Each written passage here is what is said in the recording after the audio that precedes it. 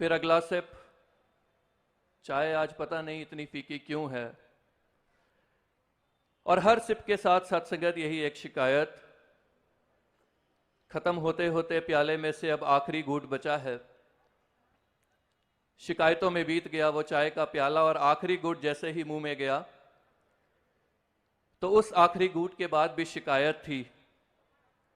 पर वो ये शिकायत थी कि ये आखिरी घूंट इतना मीठा क्यों है। क्या कमी थी? चीनी तो थी उस चाय में, मीठा तो था उस चाय में, मगर चम्मच लेकर के उसे घोला नहीं गया, स्पून लेकर के उसे हिलाया नहीं गया, और सारे की सारी मिठास नीचे बैठ गई।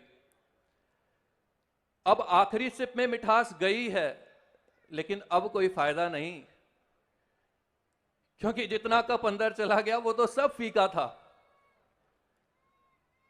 यही हालत आज सत्संगत संसार में रहने वाले हर व्यक्ति की है।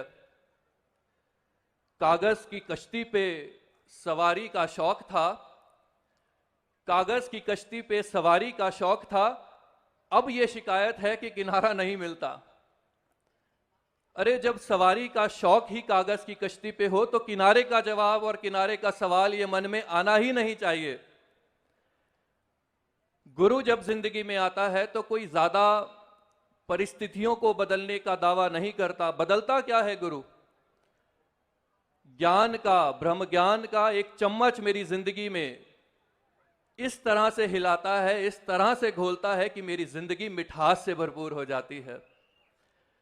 वही जिंदगी जिसमें हर पल हर क्षण शिकायत रही कि ये जिंदगी इतनी फीकी क्यों है। वाई ओनली मी?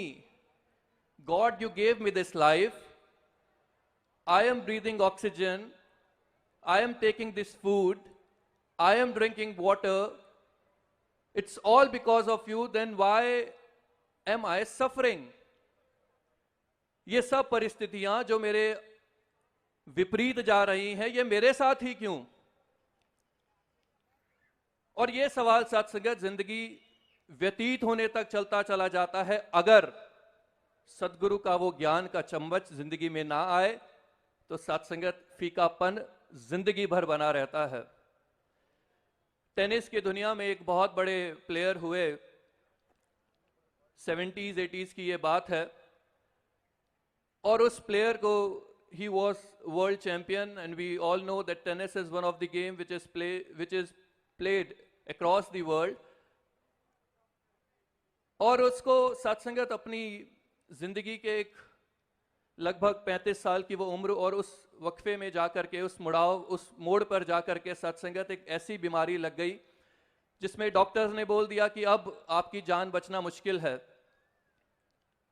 अब वो प्लेयर हॉस्पिटल में है, he is suffering from that disease which might take his life in few days or few moments, even doctors doesn't know.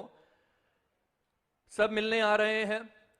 एक मित्र मिलने आया और कहने लगा कि मुझे एक बात समझ नहीं आई, तुम्हें परमात्मा ने इतनी शोहरत बख्शी, इतनी ऊंचाइयां बख्शी, you are the world champion, लोग तुम्हें चाहते हैं, lakhs and lakhs of people are your fan, इतनी शोहरत बख्शी, इतनी ऊंचाइयां बख्शी, तुम्हें वर्ल्ड चैंपियन बनाया, और अगर परमात्मा ने किसी को चुनना ही था इस बीमारी के लिए, किसी को उठाना ही था इस जग में से, वो तुम ही क्यों? Again the same question, why only me? क्या तुमने कभी ये सवाल नहीं किया? तुम्हारे मन में ये सवाल नहीं आया कि प्रभु मैं ही क्यों? किसी को भी चुन लेते, कितनी आबादी है दुनिया में, पर मैं वर्ल्ड चैंपियन दुनिया का और मुझे चुना? वो व्यक्ति आगे से जवाब देता है, कहने लगा कि बिलियंस की आबादी है और उसमें से कुछ ही लोग ऐसे हैं जो जानते भी हैं कि टेनिस एक स्पोर्ट है, एक गेम है जो खेला जाता है, और फिर उन चुनिंदा लोगों में से बहुत ही कम लोग ऐसे हैं जिन्होंने कभी जिंदगी में रैकेट और बॉल पकड़ करके कोर्ट में जाकर के कोशिश की होगी खेलने की, और फिर उन कोशिश करने वालों में से बहुत ही चुनिंदा लोग ऐसे हैं जो कहीं ना कहीं अपनी स्टेट को, अपनी कंट्री को रिप्रेजेंट कर पाए होंगे, और फिर यह गिनती कम होते होते it comes to only 32 players जिनमें वो ग्रैंड स्लैम वर्ल्ड चैंपियनशिप होती है। केवल 32 खिलाड़ी खेलते हैं उस वर्ल्ड चैंपियनशिप को।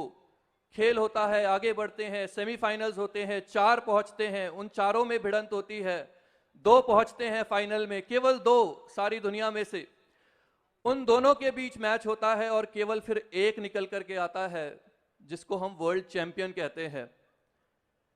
और यह मेरी खुशनसीबी की थी कि एक बार नहीं, प्रभु ने यह मौका मुझे सालों साल तक दिया कि मैं एज वर्ल्ड चैंपियन इस दुनिया में जाना गया। जिस दिन मुझे प्रभु ने वर्ल्ड चैंपियन बनाया था, उस दिन मैंने प्रभु से सवाल नहीं किया कि वाई ओनली मी, प्रभु मैं ही क्यों। उस दिन मैंने सवाल नहीं किया, तो आज मुझे कोई हक नहीं कि मैं प्रभु से सवाल पूछूं कि वाई ओनली मी, मैं ही क्यों।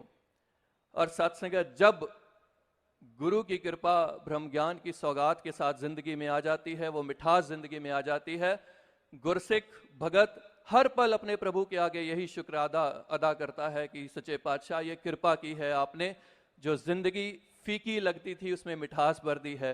परिस्थितियां बदली नजर नहीं आती, लेकिन मन की स्थिति आपने ऐसी कर दी है कि हर पल शुक्राना ही शुक्राना होता है। चंद दिन पहले सत्संगत बैंगलोर में एक महात्मा के साथ खड़े थे, उनके घर के बाहर, लिफ्ट के बाहर, उनके अपार्टमेंट में, फ्लैट में जाना था। तो सत्संगत 2 बच्चे वहां खेलते हुए आए जो उसी अपार्टमेंट में रहते थे, 2 बच्चियां छोटी छोटी, वो भी लिफ्ट का इंतजार कर रही थी। तो उस दौरान उनके बीच एक कन्वर्सेशन हुई। एक बच्ची दूसरी को कहती है कि तुझे पता है मेरे भाई के दांत में कीड़े लग गए थे और उसका दांत निकाला गया है। वो कहती है अच्छा, बहुत दर्द हुआ होगा, बहुत तड़पा होगा जब दांत खींचा गया होगा, निकाला गया होगा, डेंटिस्ट ने निकाला होगा। वो कहती है नहीं, मैं इसलिए नहीं बता रही, मैं तो ये बता रही हूं कि दांत निकला है और वो तब से केवल और केवल आइसक्रीम खा रहा है। डॉक्टर ने उसे बोला है अब सिर्फ आइसक्रीम खाओ। सोचो कितना लकी है वो। अब सोचिए साथ संगत, दांत निकला है, परिस्थिति वही है, एक कह रहा है कि तड़प गया होगा दर्द से और दूसरा कह रहा है आइसक्रीम मिल रही है। ये फर्क है सोच का। हमारी जिंदगी में किसी भी पल साथ संगत लाखों कारण मिल सकते हैं शुक्राना अदा करने के, और लाखों ही कारण मिल सकते हैं शिकवा करने के। और साथ संगत, जब सदगुरु जिंदगी में आते हैं, अपनी ये दात हमें देते हैं, जिंदगी में मिठास देते हैं, तो केवल और केवल शुक्रिया ही अदा होता है, जो यहाँ से महात्मा अब तक करने का प्रयास कर रहे थे। और इसी शुक्राने के भाव के साथ सत्संगत आए हुए उन सभी सज्जन नेक व्यक्ति भाई बहन who have come here for the first time, I would like to share this message of my master, that only and only way to live this life in a blissful state is to achieve this God knowledge which my Lord Master is giving. Saints, say with love, प्यार से कहिए